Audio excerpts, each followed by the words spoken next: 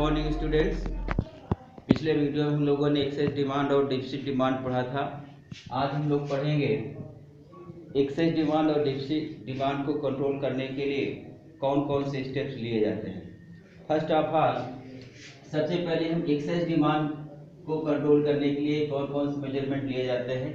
देखो बेटा, चाहे एक्सेस डिमांड हो चाहे डेफिसिट डिमांड हो, दोनों को कंट्रोल करने के लिए जो भी मेजरमेंट्स लिए जाते हैं वो भारत में दो इंस्टीट्यूशन कह सकते हैं, एक गवर्नमेंट ऑफ इंडिया और दूसरा रिजर्व बैंक ऑफ इंडिया। यही दोनों स्टेप्स उठाते हैं और इन्हीं के स्टेप्स के आधार पे हम डेफिसिट और एक्सेस डिमांड को कंट्रोल करते हैं। बच्चों, एक चीज़ ध्यान से सुन लीजिएगा, जो फिजिकल पॉलिसी है, ये स्टेट जो फिजिकल पॉलिसी है ये हमेशा गवर्नमेंट बनाती है, तो आप कंफ्यूजन ना हो। जो फिजिकल पॉलिसी होती है it is made by government, जबकि जो मॉनेटरी पॉलिसी होती है वो आरबीआई के द्वारा बनाई जाती है। RBI is also known as central bank, so don't get confusion about that the physical policy is made by government, on the other hand monetary policy is made by Reserve Bank of India.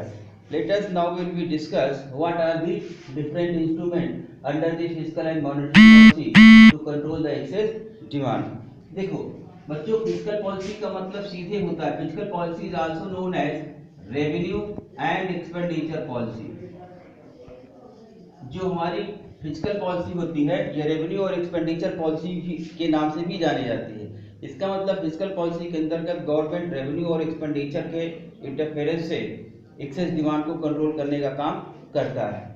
अब आप देखिए physical policy excess demand को कैसे control करेंगे। पहला चीज, excess demand को control करने के लिए गवर्नमेंट क्या करती है, गवर्नमेंट अपना जो एक्सपेंडिचर होता है उसको इंक्रीज कर देती है। It means first step is what, government increase नहीं करती, डिक्रीज कर देती है। गवर्नमेंट अपना जो एक्सपेंडिचर है उसको क्या करेगी, डिक्रीज कर देगी। डिक्रीज करने से क्या होगा, डिमांड में कमी आती है और इससे जो हमारा एक्सेस डिमांड है उसको कंट्रोल करने में मदद मिलेगा। दूसरा, सरकार क्या करती है, टैक्सेस इंक्रीज कर देती है। जो टैक्स रेट होता है उसको क्या करती है, इंक्रीज कर देती है। टैक्स रेट इंक्रीज करने से क्या होता है, कमर्शियल बैंकों का लेंडिंग, जो हाउस होल्ड को लेंडिंग देते हैं उस पर असर पड़ता है और उसके साथ साथ दूसरी चीजें भी महंगी हो जाती हैं। सीधी सी बात है, आप जानते हैं जब किसी वस्तु की कीमत टैक्स से बढ़ेगी, वस्तु की कीमत बढ़ने से लोगों के परचेजिंग पावर पर इसका रिवर्स असर पड़ता है। परिणाम स्वरूप हमारा जो एक्सेस डिमांड होता है उसमें कमी आती है। तो ये दो महत्वपूर्ण होते हैं। टैक्सेस डिटेल में हम लोग चूंकि पढ़ चुके हैं। टैक्सेस दो प्रकार के होते हैं, डायरेक्ट टैक्स और इनडायरेक्ट टैक्स।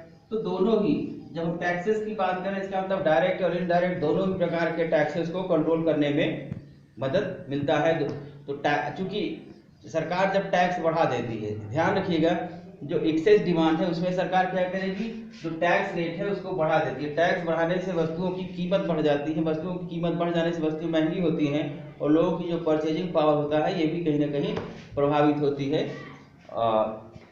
इसके बाद हम पढ़ते हैं quantitative method and qualitative method. देखिए, जब हम क्वांटिटेटिव मेथड की बात करते हैं तो क्वांटिटेटिव मेथड में बेटा तीन चीजें आती हैं, बैंक रेट, दूसरा ओपन मार्केट सिक्योरिटीज और तीसरा क्या है, LRR, लीगल रिजर्व रेशियो, है ना। फर्दर ये जो लीगल रिजर्व रेशियो होता है दो प्रकार का होता है, CRR और SRR। अब देखिए, जो एक्सेस डिमांड है उसको कंट्रोल करने के लिए सरकार क्या करती है, बैंक रेट बढ़ा देती है। बैंक रेट बढ़ाने से क्या होता है, लोन महंगा हो जाता है, बैंकों की जो लेंडिंग पावर है उसमें कमी आती है, लोग डीमोटिवेट होते हैं। क्यों? क्योंकि लोन महंगा हो जाता है।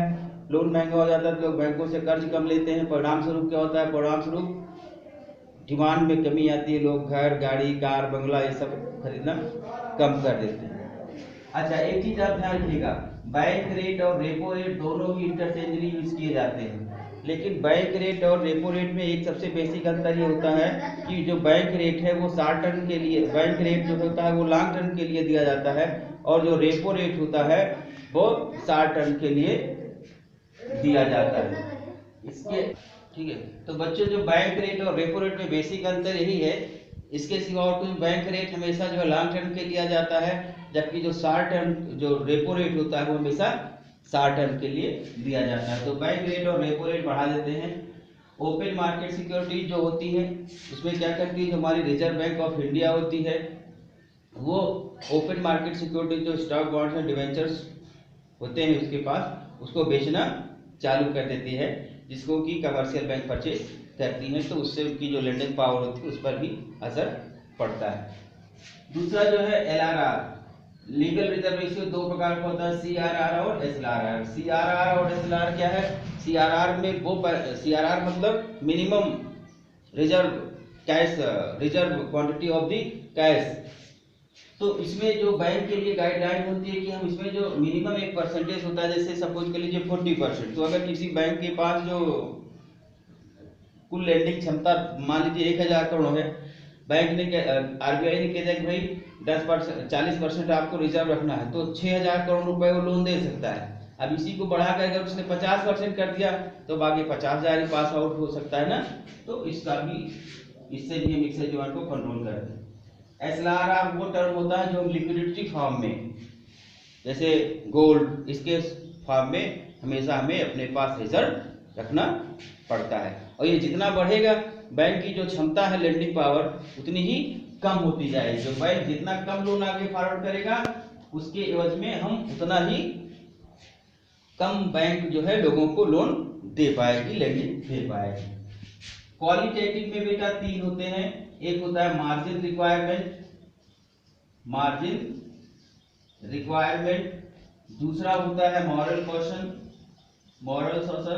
और तीसरा होता है आपका selected credit control. Margin requirement में जो RBI होती है वो क्या करती है, मार्जिन रिक्वायरमेंट बढ़ा देती है। अब आप मार्जिन रिक्वायरमेंट क्या होता है इसको समझ लीजिए। मार्जिन रिक्वायरमेंट का मतलब होता है, जैसे आप जानते हो कि हम बैंक में अगर आप लोन लेने जाते हो तो वहां पे आप जो लोन लेते हैं उसके बदले आपको कुछ ना कुछ एक बंधक प्रॉपर्टी रखना पड़ता है। अब रिजर्व बैंक ऑफ इंडिया या कमर्शियल बैंकों की गाइडलाइन होती है कि अगर आपको सपोज कर लीजिए 50,000 का लोन देना है, तो 50,000 का लोन चाहिए तो उसके लिए आपको 50,000 रुपए का ही एक एसेट रखना होगा। अब मान लीजिए सरकार जो है, RBI जो है वो क्या कह देती है, वो कह देती है कि नहीं 50,000 के लिए आपको 60,000 रुपए का रखना होगा। ठीक है, तो इसी को क्या बोलते हैं, मार्जिन जितना बढ़ता जाता है। अब आप सोचोगे पहले जहां 50,000 जमा करते थे तो आपको 50,000 मिलता था, अब आपको 60,000 रुपए जमा करने पर 50,000 रुपए मिलेगा। तो यही होता है मार्जिन रिक्वायरमेंट। इससे भी जो हमारा डिमांड होता है, इससे डिमांड उसको कंट्रोल करने में मदद मिलती है। मॉरल कॉशन में क्या होता है कि जो बैंक होती है वो खुद, जो RBI होती है वो कमर्शियल बैंकों से रिक्वेस्ट करती है, उनको प्रपोजल देती है, उनको लेटर एडवाइसेस के माध्यम से इस बात की सलाह देती है कि वो खुद फालतू के लोन बांटना कम करें, ठीक है, जिससे कि मनी सप्लाई को नियंत्रित किया जा सके। और उसके बाद बेटा लास्ट है सेलेक्टिव क्रेडिट कंट्रोल। इसमें RBI के गाइडलाइन देती है बैंकों को कि भाई देखिए आप सिर्फ सेलेक्टेड आइटम पर ही लोगों को लोन दें, जिससे कि फालतू का जो पैसा है वो मार्केट में न जाए। तो ये पूरा था हमारा एक्सेस डिमांड। अब बेटा एक्सेस डिमांड का जस्ट अपोजिट, इसमें जो फिजिकल पॉलिसी में आपने देखा था एक्सेस डिमांड में एक्सपेंडिचर कम हो जाता है, यहाँ पे एक्सपेंडिचर क्या होता है, एक्सपेंडिचर बढ़ा दिया जाता है। तो गवर्नमेंट जो होती है अपने एक्सपेंडिचर्स बढ़ा देती है, सड़क, बिजली, डैम, पुल, रोड, ट्रांसपोर्ट, रोडवेज, हाईवेज, ये सब बनाना, सुपर एक्सप्रेस वे बनाना चालू कर देती है। तो इससे अधिक से अधिक लोगों को रोजगार मिलता है, परिणामस्वरूप उनकी जो परचेजिंग पावर होती है वो बढ़ जाती है। इसके अलावा क्वालिटेटिव में बेटा बैंक रेट कम कर दिया जाता है, दूसरा बैंक रेट कम कर देते हैं।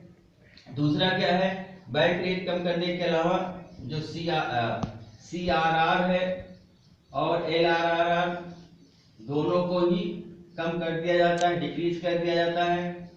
और यहाँ पे जो ओपन मार्केट सिक्योरिटीज है उसको सरकार पर RBI जो है वो परचेज करती है। आरबीआई क्या करती है? परचेज करती है खुद। जब आरबीआई परचेज करती है तो आरबीआई के पास से पैसा जो है कमर्शियल बैंक को पास जाता है, उनकी जो क्षमता होती है लेंडिंग क्षमता वो बढ़ जाती है। ठीक है। क्वांटिटेटिव में जो हमारा मार्जिन रिक्वायरमेंट है, मार्जिन रिक्वायरमेंट कम कर दिया जाता है, डिक्रीज इन मार्जिन रिक्वायरमेंट। और मोरल कॉशन में और उसमें जो है कोई प्रेशर नहीं होता, सरकार लोगों को लोन देने के लिए प्रेरित करती है, बढ़ावा देती है कि अधिक से अधिक मात्रा में लोगों को लोन दे। तो बच्चों ये था हमारा किस प्रकार से हम कौन कौन से स्टेप्स लेकर के जो एक्सेस डिमांड और डेफिसिट डिमांड होता है उसको कंट्रोल करते हैं। उम्मीद है आपको पसंद आया होगा। फिर भी कोई क्वेरी होती है तो कमेंट बॉक्स में जा करके अपनी क्वेरीज लिखें। Okay, thank you.